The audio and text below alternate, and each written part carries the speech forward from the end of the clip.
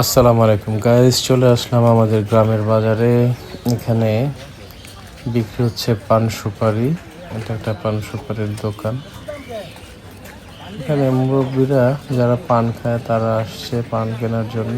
আর এখানে আছে হচ্ছে মিষ্টির দোকান, মিষ্টি, জিলাপি, তারপর হচ্ছে কালোজাম, রসগোল্লা, আমেত্তি, চমৎকার মজা এগুলো।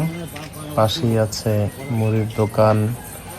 এখানে ওনারা মুড়ি বিক্রি করে, মুড়ির দোকান। এরপরে হচ্ছে আদা, রসুন, হলুদ, মরিচের দোকান।